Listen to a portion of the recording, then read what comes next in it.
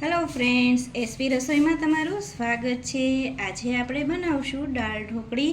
તો કાઠિયાવાડી દાળ ઢોકળી બનાવવા માટે મેં અહીંયા 1 કપ તુવેરની દાળ લીધી છે અને અડધો કપ જેટલા આપણે સિંગદાણા લીધા છે। આપણે 1 વાટકી જેટલો ગોળ લીધો છે, ટમેટાં લીધા છે, લીલા મરચાં તીખા લીધા છે અને આપણે 1 લીંબુ લીધું છે। અને આપણે વઘાર કરવા માટે આપણે ખડા મસાલા લીધા છે। હું તમને પછી બતાવીશ કે મેં કયા કયા મસાલા લીધા છે। અને આપણે ઢોકળીનો લોટ બાંધવા માટે આપણે જે રોટલીનો રેગ્યુલર લોટ આવે એ લોટ લીધો છે 2 કપ જેટલો। અને આપણે હવે રૂટિનના મસાલા નાખી અને લોટ બાંધવાનો છે। તો પહેલાં આપણે દાળને કેવી રીતે પલાળવાની એ જોઈ લઈએ। સૌ પહેલાં આપણે દાળને પલાળવાની છે। તો આપણે મેં અહીંયા ગરમ પાણી લીધું છે। હુંફાળું ગરમ પાણીની અંદર આપણે તુવેર દાળને 10 મિનિટ પલાળી દેવાની છે અને એની સાથે જ આપણે સિંગદાણાને પલાળી દેવાના છે। તો આપણે જે સિંગદાણા લીધા છે એને પલાળી અને 10 મિનિટ સુધી આપણે એને ઢાંકીને રેસ આપી દઈશું। જો 10 મિનિટ પછી આપણી દાળ જે છે એ એકદમ સરસ પલળી ગઈ છે। તો જો આને આપણે આવી રીતે મસળી અને એનું બધું પાણી દૂર કરી લેવાનું છે। દાળને પલાળવાથી દાળ ફટાફટ ચડી જાય છે। તો આનું આપણે પાણી કાઢી લઈશું। જો મેં દાળનું પાણી કાઢી લીધું છે। હવે આપણે એમાં અડધી ચમચી જેટલું નમક એડ કરવાનું છે અને દાળનો કલર આવે એના માટે આપણે 1 ચમચી જેટલી હળદર એડ કરવાની છે। અને આપણે દાળ ઉભરાય નહીં એના માટે એમાં થોડું તેલ એડ કરવાનું છે, પણ તેલ આપણે ગરમ પાણીમાં એડ કરશું। અને 1 નંગ મેં ઝીણું સમારેલું ટમેટું લીધું છે, તો આપણે એમાં એડ કરી દેવાનું। અને મેં કુકરમાં 2 ગ્લાસ પાણી મૂક્યું છે ગરમ, તો આપણે ગરમ પાણીમાં દાળને બાફી લઈએ। મેં અહીંયા કુકરમાં 2 ગ્લાસ જેટલું ગરમ પાણી મૂક્યું છે અને આપણે જે દાળ પલાળી હતી એને એડ કરી દેવાની છે। બધી દાળને આપણે એમાં લઈ લેવાની છે અને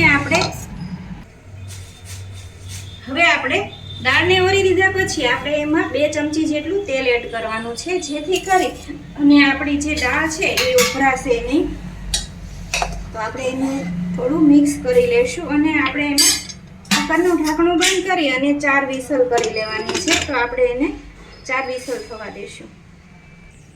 દાળ બફાય ત્યાં આપણે ઢોકળીનો લોટ બાંધી લઈશું। આપણે તો ઢોકળીનો લોટ બાંધવા માટે મેં અહીંયા 2 કપ જેટલો રોટલીનો જે લોટ આવે છે ઘઉંનો ઝીણો એ લીધો છે। તો આપણે એમાં મસાલા કરવા માટે મેં અહીંયા 1 ચમચી હળદર લીધી છે, અડધી ચમચી જેટલી હિંગ લઈશું અને તમારે થોડી તીખી રાખવી હોય એ પ્રમાણે તમારે મરચું લેવાનું।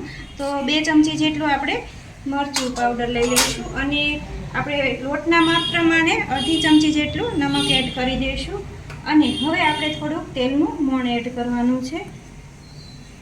તો આપણે 1 પાવડા જેટલું તેલ એડ કરશું અને આને આપણે મિક્સ કરી અને રોટલીનો લોટ બાંધી એવો આપણે લોટ બાંધી લેવાનો છે। આપણે થોડું થોડું પાણી ઉમેરી અને રોટલીનો જેવો લોટ બાંધવી એવો આપણે લોટ બાંધી લેવાનો છે।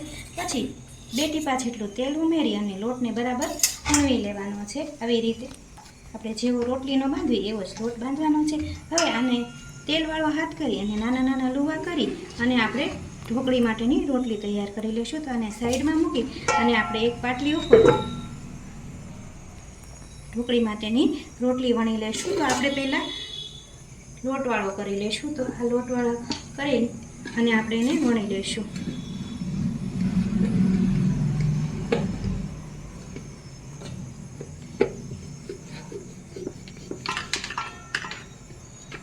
લોટ લગાડી અને આપણે જે સાઈઝની રોટલી વણવી હોય એ સાઈઝની આપણે વણી લેવાની।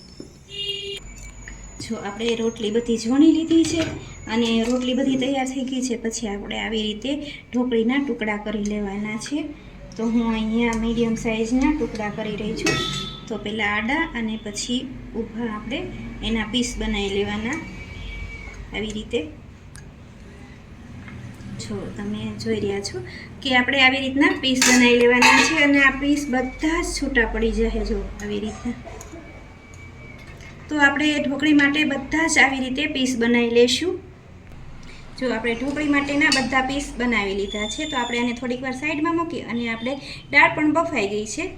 તો આપણે આપણી દાળ સરસ બફાઈ ગઈ છે, એકદમ સરસ. હવે આપણે એને ઝેરી લેવાની છે. જો તો મેં અહીંયા ઝેવણી લીધી છે. તમે દાળને ઝેવણીથી ઝેરશો તો દાળ છે એ ખૂબ જ મીઠી બનશે. તો જો આપણે આવી રીતે દાળને ઝેરી લેવાની છે. આમાં બધી જ દાળ જે છે એ એકદમ એકરસ થઈ જશે. તો આપણે આને 2 મિનિટ આવી રીતે ઝેરી લેવાની છે. તો જો આપણી દાળ એકદમ સરસ થઈ ગઈ છે. તો જો મિત્રો, આપણે આગળની પ્રોસેસ કરતાં પહેલાં તમને મારી દાળ ઢોકળી બનાવવાની રેસીપી પસંદ આવે તો એસપી રસોઈને સબસ્ક્રાઈબ કરી અને બેલ આઇકન દબાવવાનું ભૂલતા નહીં, જેથી કરી તમને મારી અવનવી રસોઈ જોવા મળે. તો આપણે આ દાળ તૈયાર થઈ ગઈ છે. હવે એને આપણે ગેસ ઉપર ચડાવશું.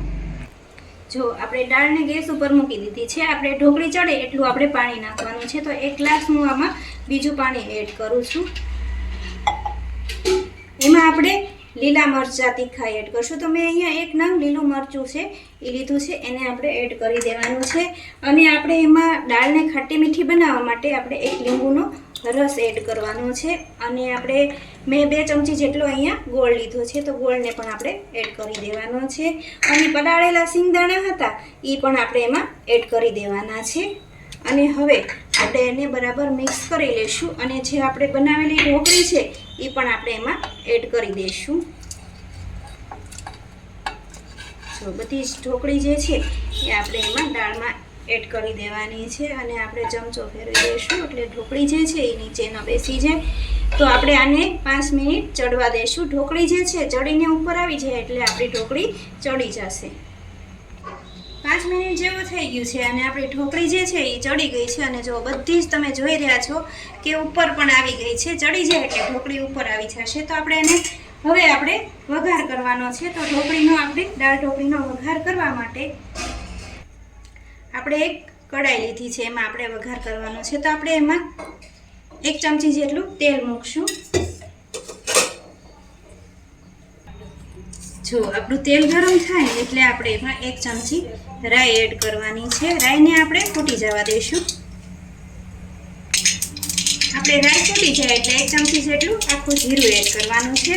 અને આપણે એમાં 1/2 ચમચી જેટલી હિંગ એડ કરશું. તો જો અમે અહીંયા વઘાર માટે ખડા મસાલા લીધા છે. એમાં તમાલપત્રનું પાન, મીઠા લીમડાના પાન, લાલ મરચું અને આપણે તજનો 1 ટુકડો અને લવિંગ લીધા છે. તો આપણે ખડા મસાલાથી વઘાર કરવાનો છે. તો આપણે એમાં એડ કરી દઈશું.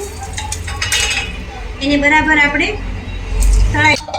આપણા ખડા મસાલા જે છે એ એકદમ થોડા બ્રાઉન કલરના થઈ જાય એટલે આપણે 1 ચમચી મરચું પાવડર નાખવાનો છે અને ગેસને બંધ કરી દેવાનો છે. હવે આપણે જે બનાવેલી ઢોકળી છે એ આપણે એડ કરી અને ઢાંકણ ઢાંકી દેવાનું છે, જેથી કરીને આપણો વઘાર છે એ એમાં એકદમ સરસ સુગંધ આવે. તો જો આપણે આવી રીતે ઢાંકણ ઢાંકી દીધું છે અને વઘાર પણ થઈ ગયો છે.